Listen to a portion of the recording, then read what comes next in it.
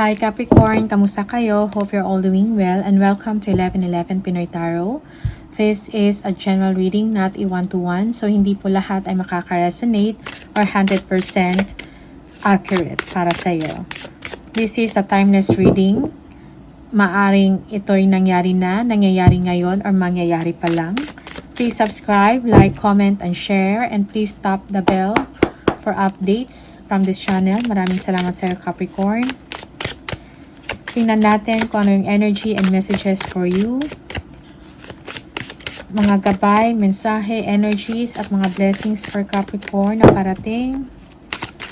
Capricorn, please, Capricorn.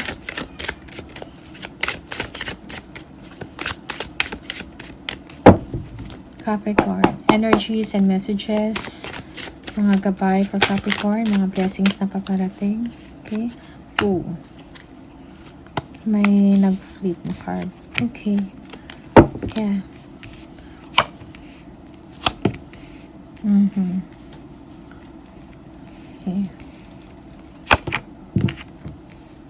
Yeah.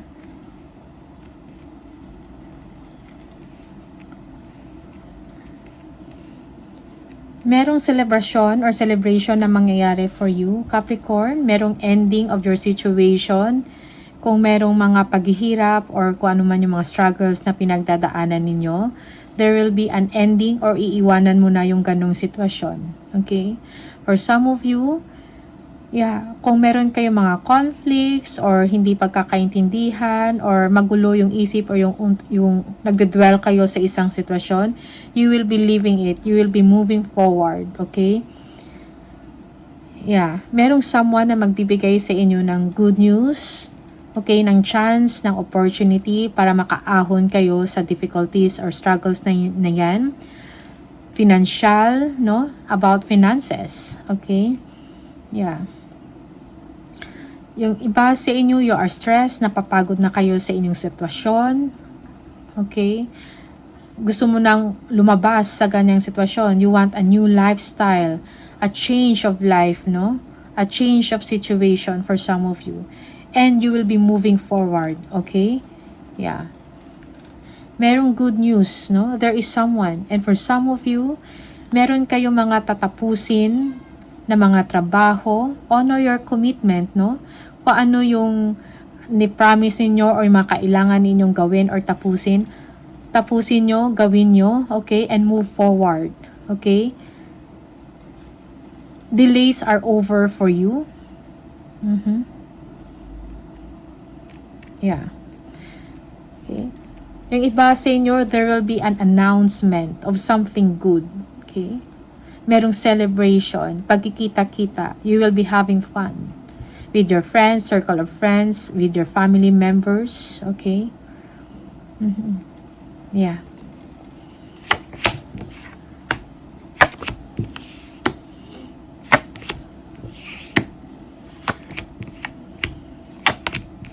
Yeah, may mga biyaya na darating para sa inyong Capricorn. Okay, definitely merong ending ng difficult situation sa part ninyo. Okay, merong support, no? You will be guided, you will be supported by the universe.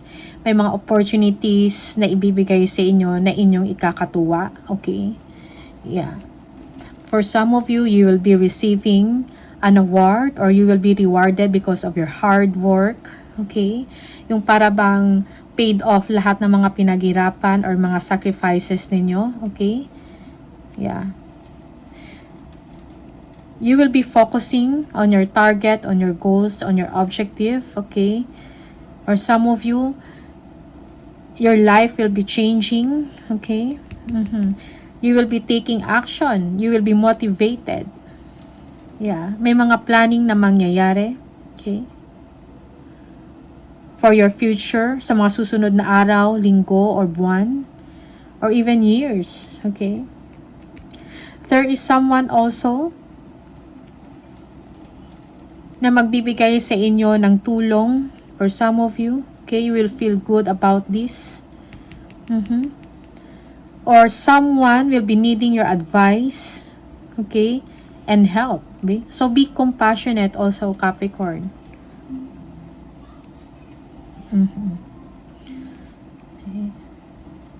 Yeah. Merong paparating sa inyo na kasiyahan na talagang deserve mo, no? Well earned for you. Because of your leadership, because of your being creative, no? You are a good leader. Okay? You are good in planning.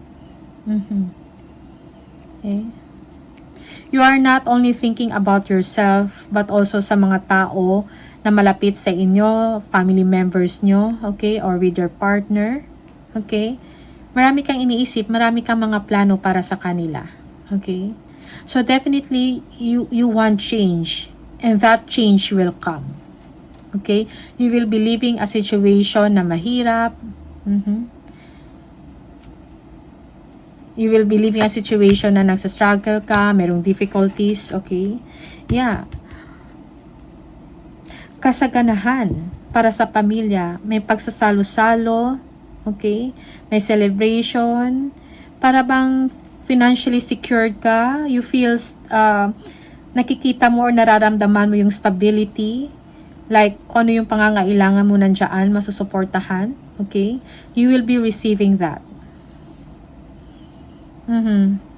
Family, may mga kids, no? Kasama yung dogs, may matanda, maybe a grandmother, a grandfather, okay? This is a legacy. You will be building a legacy, okay?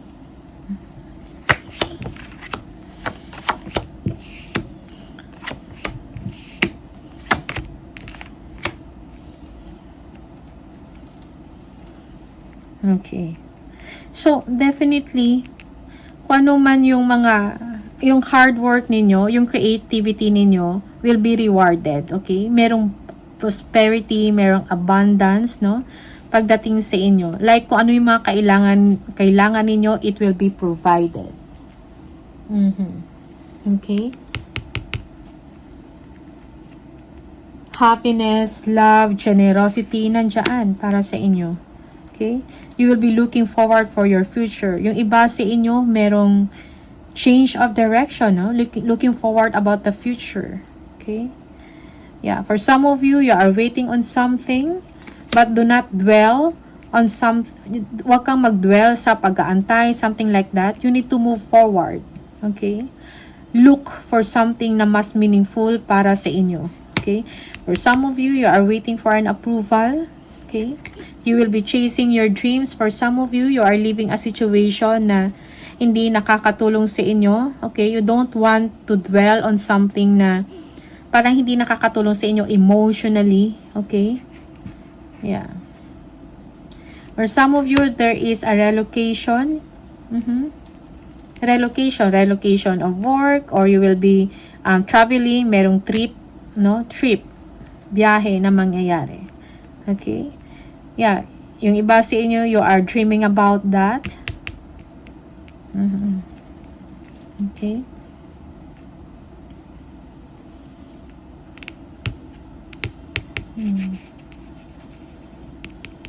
For some of you, you are inspired, no? To do something like magnegosyo. Okay? Parang lumalabas ang inyong creativity, lalabas ang inyong pagiging creative. Okay? May financial na stability and growth sa part ninyo. Okay? And you will be managing it well. Okay?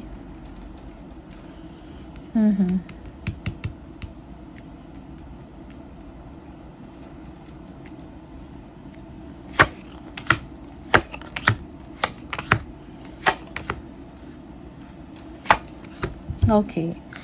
So, kung ano man yung mga concerns ninyo, or ano man yung mga problema ninyo, or may mga delays, that will fade away. Okay? Mawawala yung mga problema ninyo. Merong pagbabago Merong pagbabago or positive na pagbabago sa inyong sitwasyon. Merong swerte na mangyayari. Okay? Merong improvement in your situation. Merong stability and security. Okay? Kailangan lang ng pasensya. Merong waiting, okay? I-balance ninyo ang inyong emosyon, okay? Moderation is needed. Food man yan, or sa mga material things, no? Excess. Yung excess is hindi rin maganda ang sobra-sobra or may mga excess. Okay? Excessive. by being excessive, no? Dapat tama lang, sakto lang, balansehin. Okay? Kung merong gulo or pag-aaway, kalma lang. Okay? Be patient again. Okay? Do not dwell sa isang sitwasyon na hindi naman nakakatulong sa inyong well-being. Choose your battles wisely. Okay? Yeah, merong mga disalignment, may mga tao na nangingialam sa inyo. Okay? So, neglect, ignore mo sila. Okay? Hayaan mo. Okay? Focus ka sa inyong stability, sa mga plano mo, sa buhay mo, sa positivity. Okay? Yeah. And do not waste your time also. No? So, think about creative things, yung mga pwede ninyong gawin. Okay? Na maging busy ka, maging productive at the same time. Okay? But there will be happiness, no? A wish come true for you, Capricorn, in your situation. Okay? Merong movement, merong paggalaw sa isang sitwasyon. Kung dati, merong parang ang bagal ng sitwasyon, walang nangyayari, something like that. You are waiting, parang tagal mo nag-antay. But then, it will finally move, no? To your favor. Merong positivity na mangyayari by the universe. You are guided. Okay? This is meant to happen. Okay? Merong life-changing na mangyayari sa inyong sitwasyon. Career man yan, sa inyong finances, okay? Sa personal ninyo na life, or even in your relationship. But definitely, merong stability sa inyo. Okay? You will be secured. Merong pag-uunlad, improvement.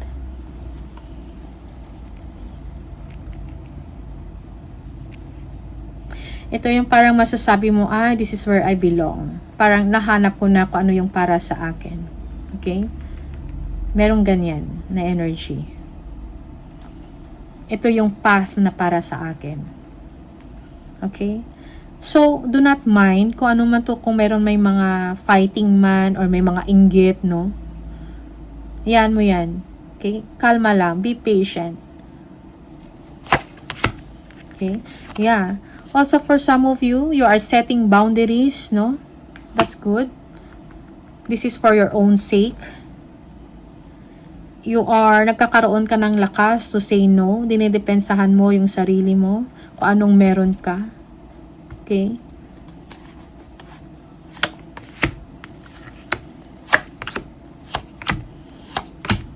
Okay. May mga desisyon kayo na kailangan gawin. Most especially when it comes to relationship or pagdating sa inyong emosyon. Yeah, merong someone dito na parang neglected, okay? You are heartbroken or merong disappointment na mangyayari, okay? Pero do not dwell. Huwag kang mag-dwell sa kung ano man yung pain na nararamdaman or disappointment na yan. Move forward ka lang. Yeah. Palayaan mo yung sarili mo sa hindi magandang pangyayari, okay? Yeah. May mga kailangan decision, may mga choices kang gagawin. You need harmony and balance in your situation. Maybe about work and about your personal life or about your relationship. So, kailangan ng balance.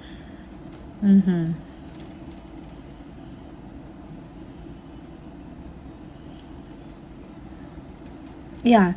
So, again, healing is needed for you. Let go. Kung ano man yung heartbreak or pains or past pain, past experience mo na hindi maganda, wag mo nang isipin yon. I mean, you need to heal. You need to fully recover.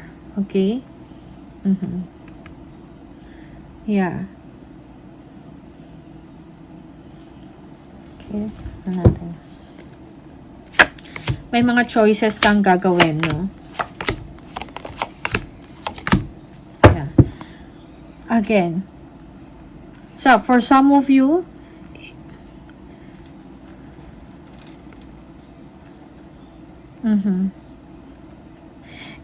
may mga negative thoughts kang naiisip, no? Parang hindi maganda about sa sarili mo or sa future mo or even in the relationship, no?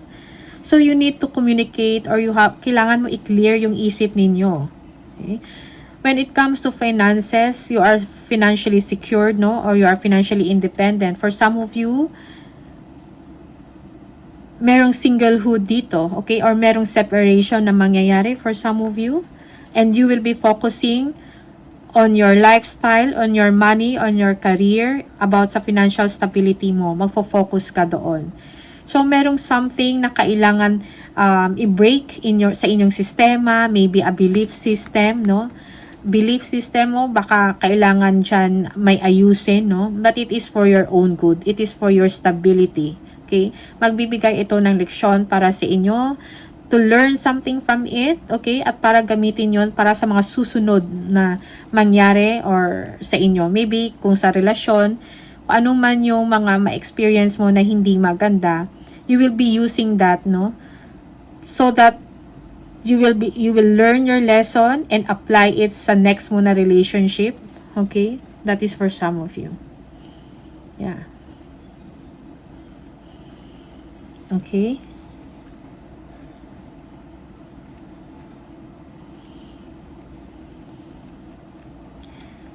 Yeah. May mga negative thinking. You feel that you are powerless. May gumugulo sa isip ninyo. You feel left out in the cold for some of you. Okay. And may mga kailangan kang desisyon. Parang for some time, parang nag-iisip ka na parang walang problema. But you need to face it now. Okay? For some of you. Whether that is in a love relationship, no? Or intimate relationship, something like that. Meron kayong kailangan pag-desisyonan. Okay? That is for some of you. Yung iba sa inyo. Okay? Tingnan natin.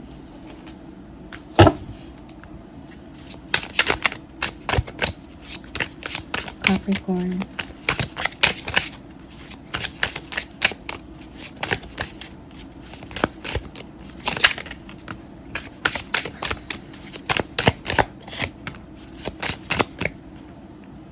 Wisdom.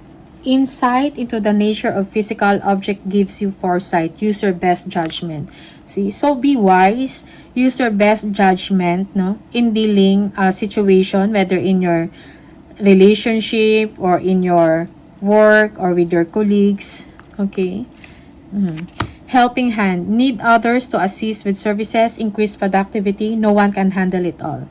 Yeah, for some of you, you need help. You need assistance, no? Most especially if you are a hardworking person and lahat ikaw gumagawa, kinakaya mo, maybe it's time for you also to ask for assistance or accept the help or assistance of others. Foresight. Pay attention to things that are important to ensure wealth. Be farsighted and alert. So, be alert. Okay? Pay attention sa inyong mga finances. Okay? Or sa mga bagay na importante para sa inyo. Secure it. Protect them. Okay? Tingnan natin.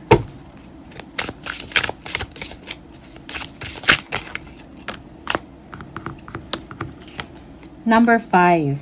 If you keep seeing the number 5, this is the message for you. Flexibility is your forte.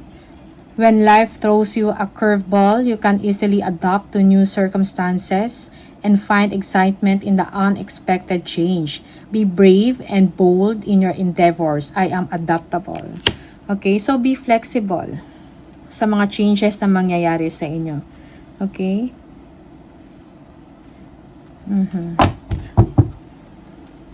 Kung meron man mga challenges or mga problema and all that, alam mo, you are flexible, alam mo kung paano i-handle yon. So, be strong, be courageous, and be bold, no? Yeah. Do not limit yourself, Capricorn. Sa ano pa yung kaya ninyong gawin. Sa kung ano pa yung kaya ninyong gawin. Do not limit yourself. Do it if you think it is right, no? Kung yun ang tama o nararapat ninyong gawin, then do it. For some of you, be courageous, be bold. You are not moving too slowly. Drop the self-induced pressure. You are at the sweet spot between taking care of yourself and still making advancements on your goals. On this path, there is no such thing as being behind. Smile, breathe, carry on. Okay? So, move forward lang. Tuloy lang. Okay? Huwag mo masyado pressurein din yung sarili mo, most especially sa trabaho. Relax. Kalma lang. Okay? But don't stop. Keep on moving. Okay? So, these are the messages for you, Capricorn. Maraming salamat sa'yo. All the best. Thank you and see you on the next video. Bye!